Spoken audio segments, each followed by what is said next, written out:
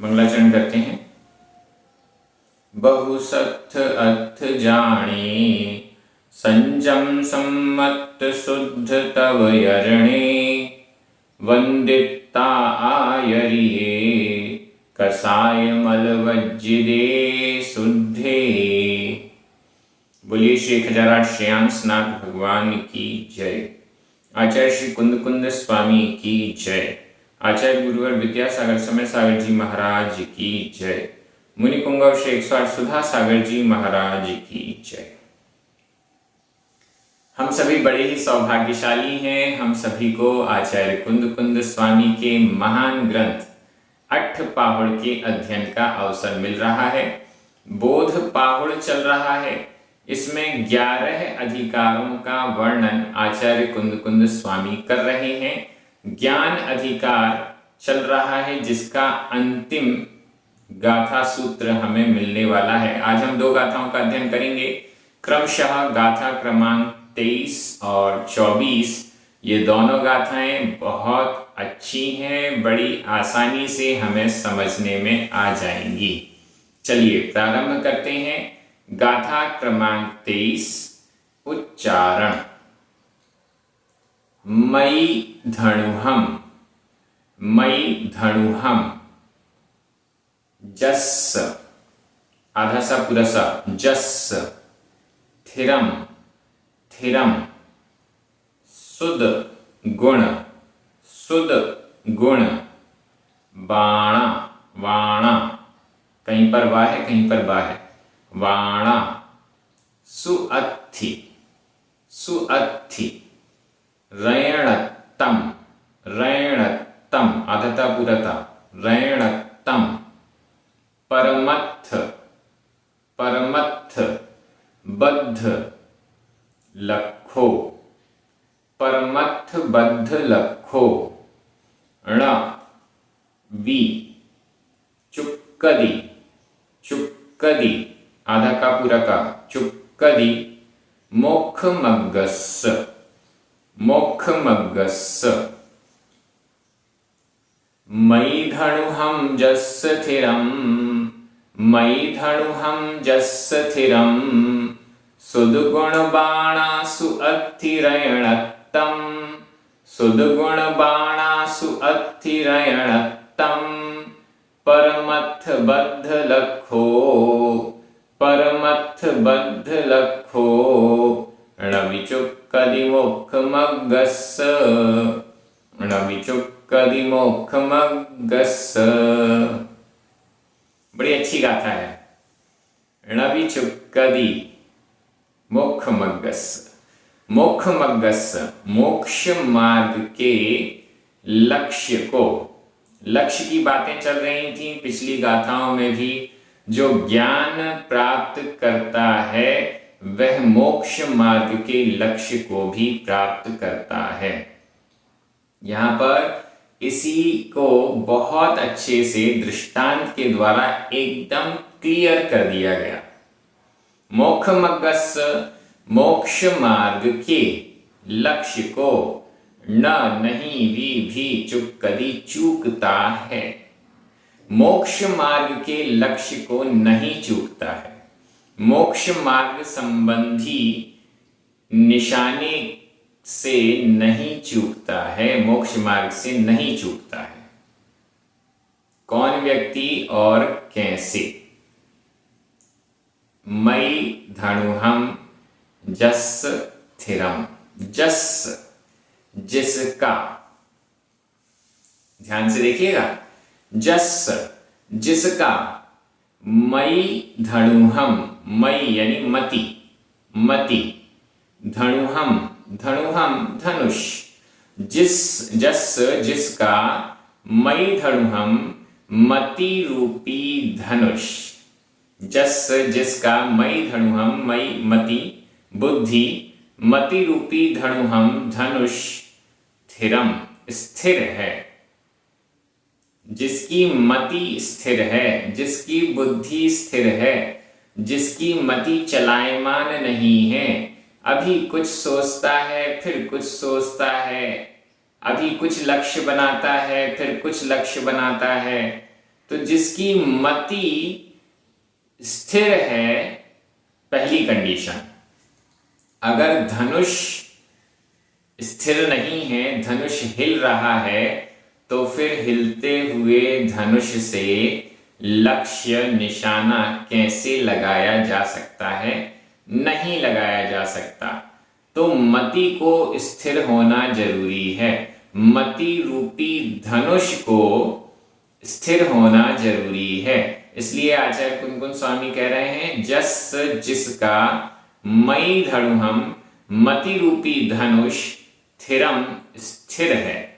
ये पहली कंडीशन। धनुष हिलना नहीं चाहिए, मति बुद्धि चलायमान नहीं होनी चाहिए, बुद्धि स्थिर होनी चाहिए, यहां वहां मन नहीं भटकना चाहिए।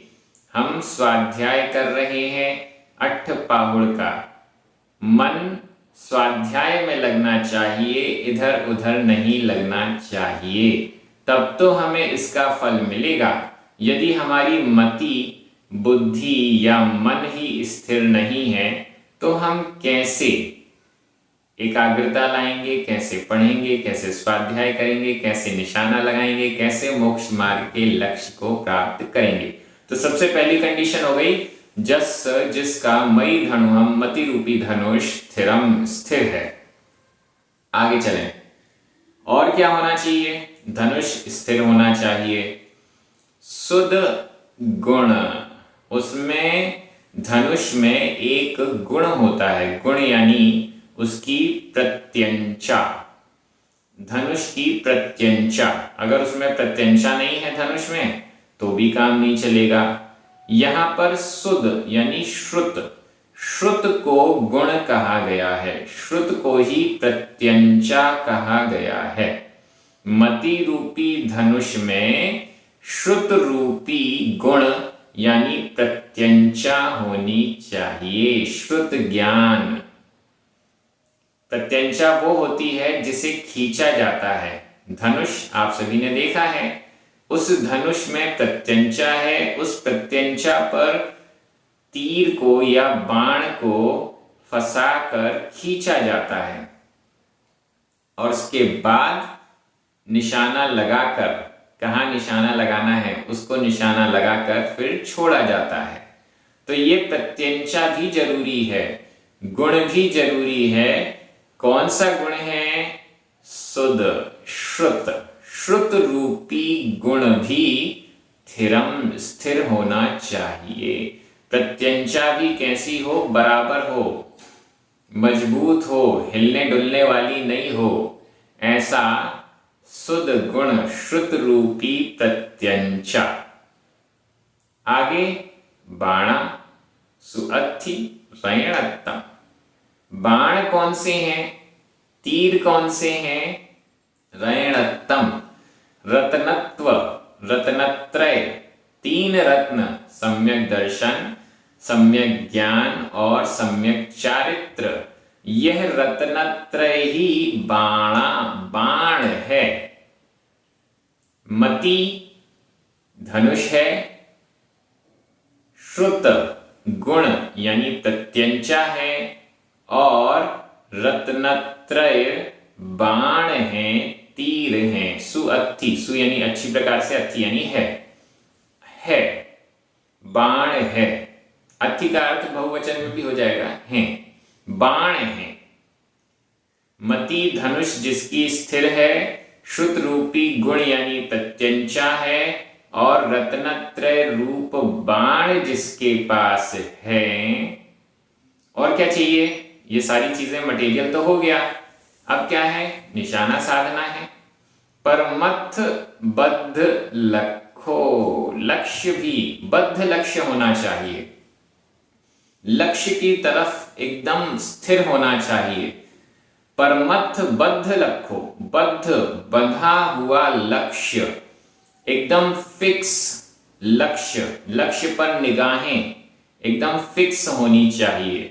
परमार्थ रूप लक्ष्य के प्रति बद्धता, प्रतिबद्धता, लक्ष्य पर ही निगाहें होना, परमत्थ बद्ध लक्ष्य, परमार्थ ही लक्ष्य है, परमार्थ ही लक्ष्य है, परमार्थ के प्रति प्रतिबद्धता ही लक्ष्य है। मोक्ष मार्ग की दृष्टि से परमार्थ, स्वार्थ नहीं, संसार नहीं, भोगोपभोग नहीं, अन्य कोई धन संपत्ति नहीं, बल्कि परमार्थ, परम अर्थ, उत्कृष्ट अर्थ, उत्कृष्ट निज शुद्ध आत्म स्वरूप ही जिसका लक्ष्य है, उसके प्रति ही जो बद्ध यानी प्रतिबद्ध है। निशाना कहाँ लगाना है? उस पर ही हमारा लक्ष्य केंद्रित होना चाहिए। उसके आगे पीछे ऊपर नीचे कुछ और भी है ऐसा दिखाई नहीं देना चाहिए। ऐसी कई कथाएं आपने सुनी होंगी, जब तीरंदाजी की जा रही है तो गुरु शिष्य से पूछते हैं तुम्हें क्या दिखाई दे रहा है? शिष्य कहते हैं मुझे तो पेड़ पौधे ये वो सब कुछ दिखाई दे रहा है, कितना सुंदर प्रकृति है। जो शिष्य अच्छा निशाना लगाना सीखता है वो कहता है मुझे तो बस जहां निशाना लगाना है वो ही दिख रहा है, कुछ और दिख ही नहीं रहा है। ऐसे ही जिसका मोक्ष मार्ग के प्रति लक्ष्य है उसे तो सिर्फ परमार्थ दिखता है, परमत्थ बद्ध लक्ष्यो, उसे तो सिर्फ अपना लक्ष्य परमार्थ दिखता है और कुछ भी नहीं दिखता है। इतनी सब कंडीशन हो जाने के बाद आचार्य कुनकुन स्वामी कहते हैं मोक्षमगसणविचुक्कदि, मोक्ष मार्ग का जो लक्ष्य है ऐसा व्यक्ति चूकता नहीं है। जिसका मति रूपी धनुष स्थिर है वह चूकता नहीं है। जिसके पास श्रुत रूपी प्रत्यंचा है, जिसके पास रत्नत्रय रूपी बाण है और जिसने परमार्थ के प्रति अपने लक्ष्य को बांध लिया है, ऐसा पुरुष मोक्ष मार्ग के लक्ष्य से णविचुक्कदि नहीं चूकता है, मोक्ष मार्ग के लक्ष्य को प्राप्त करता ही है। एक एक शब्द यहां बड़े चुन चुन कर आचार्य कुनकुन स्वामी ने लिखे हैं। णविचुक्कदि, चूकता नहीं है, चूकता नहीं है मतलब मोक्ष मार्ग में उसका निशाना लगता ही लगता है, वो चूकेगा नहीं क्योंकि उसकी मति स्थिर है, उसका धनुष हिल नहीं रहा है, उसके पास श्रुत रूपी प्रत्यंचा है, उसके पास रत्नत्रय रूपी बाण है और उसका लक्ष्य भी सधा हुआ है परमार्थ की तरफ। अब ऐसा व्यक्ति मोक्ष मार्ग से चूकेगा कैसे? चूक ही नहीं सकता, ऐसा आचार्य कुनकुन स्वामी कह रहे हैं। बड़ी अच्छी गाथा है, बहुत चिंतन करने योग्य है। और हमारे पास क्या क्या है, क्या क्या तैयारी हमने कर ली है, कौन सी तैयारी रह गई है, उसके लिए भी यह गाथा बड़ी महत्वपूर्ण है। परमार्थ के प्रति हमारा लक्ष्य होना चाहिए। उस परमार्थ को प्राप्त करने के लिए रत्नत्रय रूपी बाण है, श्रुत यानी ज्ञान, शुद्ध ज्ञान जिनवाणी रूपी प्रत्यंचा है और मति रूपी धनुष स्थिर रहना चाहिए। ये सारी कंडीशंस आचार्य कुनकुन स्वामी ने स्पष्ट कर दी। व्याकरण की दृष्टि से मयि धनुहम स्थिरम सुद गुण बाण रैणत्तम परमत्थ बद्ध लक्ष्यो, ये सभी प्रथमा विभक्ति के एक वचन हैं। जस मुख मग्गस षष्ठी विभक्ति का एक वचन है। ण वी ये दोनों ही अव्यय हैं। सुअत्थि, अत्थि यह है वर्तमान काल अन्य पुरुष बहुवचन का क्रिया रूप है। एक वचन भी हो सकता है, बहुवचन भी हो सकता है। चुक्कदि वर्तमान काल अन्य पुरुष एक वचन का क्रिया रूप है। मैं हिंदी अर्थ कर रहा हूं, आपकी नजर प्राकृत शब्दों पर जानी चाहिए।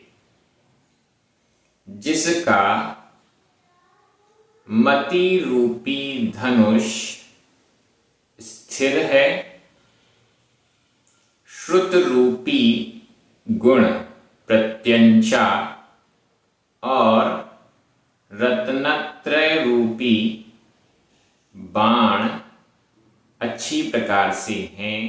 परमार्थ के प्रति जिसका लक्ष्य बंधा हुआ है, ऐसा पुरुष मोक्ष मार्ग के लक्ष्य से चूकता नहीं है।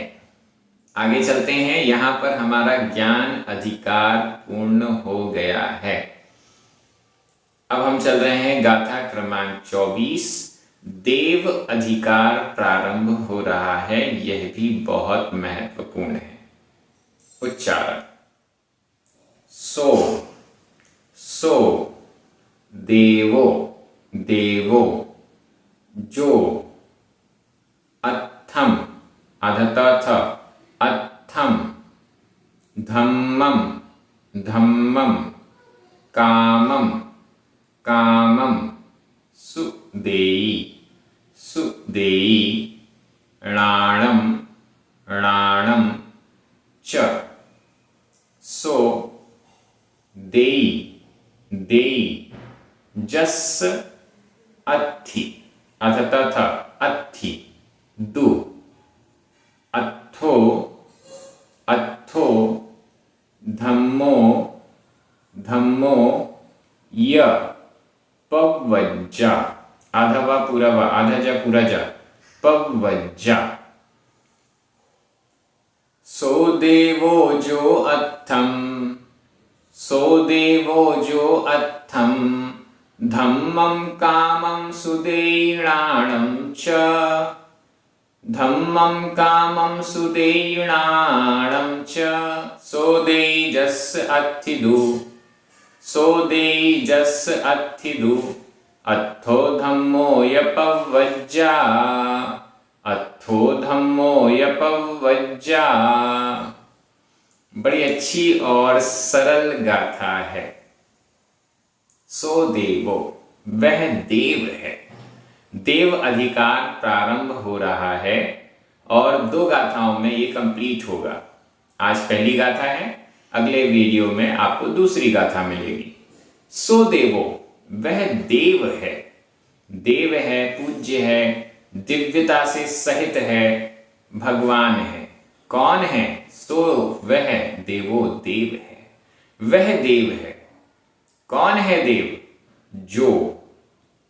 जो सुदेयी, सु यानी अच्छी प्रकार से, देयी देता है। जो देता है वह देव है। देव की परिभाषा, जो देता है, जो अच्छी प्रकार से देता है, वह देव है। क्या क्या चीजें देता है? अत्थम, धम्मम, कामम, णाणम, सब कुछ तो देता है। अत्थम, अर्थ को देता है। धम्मम, धर्म को देता है। कामम, काम को, भोगों को देता है। और णाणम च यानी और, णाणम, ज्ञान को, केवल ज्ञान को देता है। जो इन सब को सुदेयी अच्छी प्रकार से देता है, सो देवो, सो यानी वह देव है। देव की परिभाषा एकदम स्पष्ट की जा रही है। देव कौन है? जो अर्थ, धर्म, काम और ज्ञान को प्रदान करता है। यहां ज्ञान यानी केवल ज्ञान, मतलब मोक्ष। अर्थ, धर्म, काम और मोक्ष, इन सब को प्रदान करता है। सो देवो, वह देव है। जो 4 पुरुषार्थ बताए गए, उन चारों पुरुषार्थों को प्रदान करने वाला सो देवो, वह देव है। हम भगवान की भक्ति करते हैं, हम सच्चे देव वीतरागी भगवान की भक्ति करते हैं, तो भी हमें अर्थ की प्राप्ति होती है। काम की भी प्राप्ति होती है, धर्म और मोक्ष की प्राप्ति तो होती ही है। अगली गाथा में देव को मोह से रहित कहा जाएगा। यह मोह से रहित होता हुआ भी देव, वीतरागी सच्चे देव भगवान, अरिहंत भगवान, सिद्ध भगवान, ये हमें क्या प्रदान करते हैं? अर्थ, काम, धर्म, मोक्ष, इन सब को प्रदान करते हैं। प्रदान करते हैं मतलब इनके द्वारा हमें प्राप्त हो जाता है। स्वयं अपनी जेब से निकाल के तो नहीं देते हैं, लेकिन इनकी भक्ति करने से इनके भक्त भी इन जैसे बन जाते हैं। जब हम जिनेंद्र भगवान की भक्ति करते हैं तो जिनेंद्र भगवान जैसे हैं वैसे हम भी बन जाते हैं। जैसे जिनेंद्र भगवान मोक्ष जाने से पहले तीर्थंकर बने, हम भी बनेंगे। जैसे वो अन्य पदों पर रहे, चक्रवर्ती इत्यादि पदों पर रहे, वो पद भी मिलेंगे। जैसे उन्होंने भोग भोगे वैसे भोग भी मिलेंगे। जैसे उनके पास धन संपत्ति थी वैसी धन संपत्ति भी मिलेगी। क्यों? जैसे वो मोक्ष मार्ग की तरफ आगे बढ़े वैसे ही हम भी बढ़ेंगे, क्योंकि हम उनके प्रति समर्पित हैं। हम उनकी भक्ति में, आराधना में समर्पित हैं। तो जैसे वो जिस प्रकार से आगे बढ़े वैसे ही हम भी उनका अनुसरण करते हुए आगे बढ़ेंगे। सो देवो, वह देव है जो अर्थम धम्मम कामम नृणां सुदेई, जो अर्थ, धर्म, काम और ज्ञान को देई, अच्छी प्रकार से देता है। एकदम क्लियर। अर्थ क्या है? धन संपत्ति इत्यादि। धर्म क्या है? मुनि धर्म, श्रावकों का धर्म। कामम, भोग, चक्रवर्ती के भोग, तीर्थंकरों के भोग, नारायण, प्रति नारायण, मांडलिक, महामंडलिक इत्यादि राजा, इन सब के भोग जो भी बड़े बड़े हैं। नृणां, ज्ञान, केवल ज्ञान तक ले लिया गया। मति श्रुतवधि मना पर्याय तो ले लीजिए, लेकिन केवल ज्ञान तक, ये सब। सो देई जस अत्थि, अब यहां तर्क दिया जा रहा है। सो वह देई देता है, वह देता है, वह व्यक्ति देता है, जस जिसके पास अत्थि होता है, जिसके पास कोई वस्तु है वही तो देता है। सो देई, सो यानी वह देई देता है, जस जिसकी अत्थि है, जिसके पास वह वस्तु है, सो देई वह देता है। जिसके पास वह वस्तु नहीं है तो वो कैसे देगा? जिसके पास जो वस्तु है उस वस्तु को वह देता है। दू, और देखिए किसके पास क्या है? जिसके पास अर्थो, अर्थ है, वह अर्थ देता है।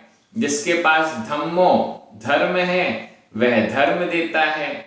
या और जिसके पास पवज्जा, प्रव्रज्या, दीक्षा है, मोक्ष मार्ग है, वह दीक्षा मोक्ष मार्ग को देता है। जिसके पास जो होता है वह उस वस्तु को देता है।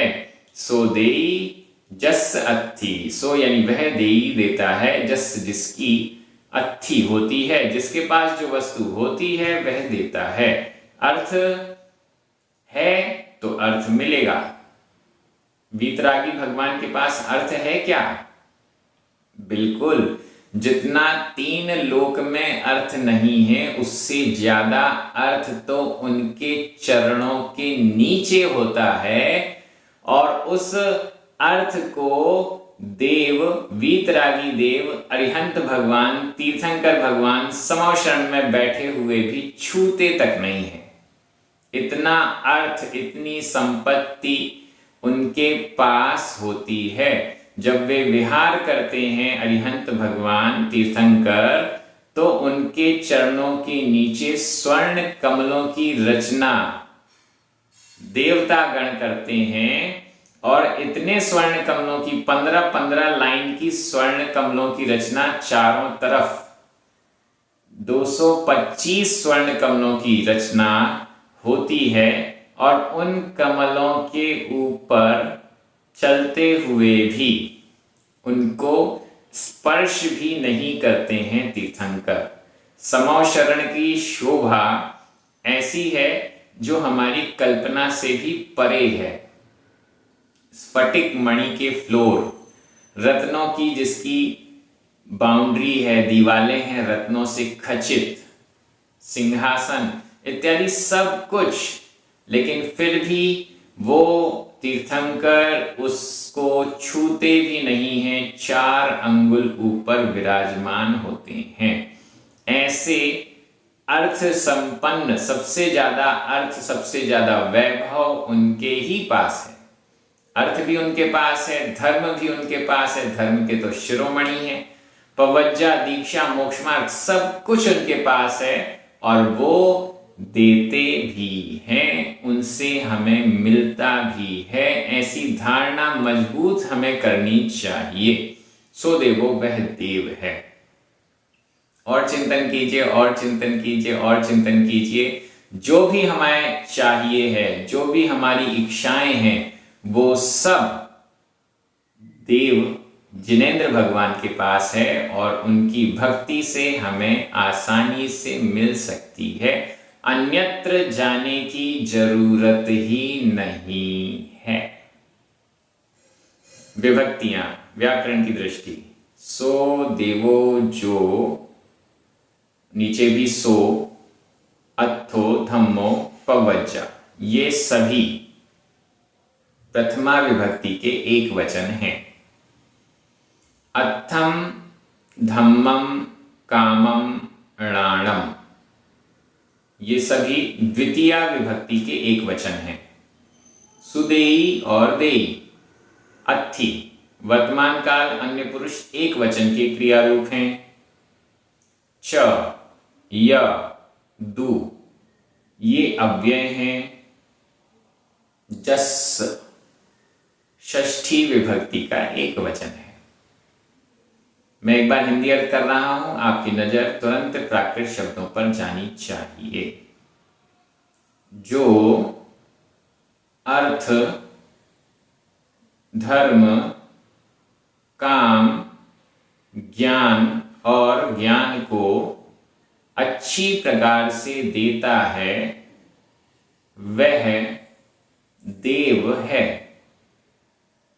वह देता है जिसका होता है, जिसके पास वह वस्तु होती है, चाहे वह अर्थ हो, धर्म हो या प्रव्रज्या, दीक्षा हो।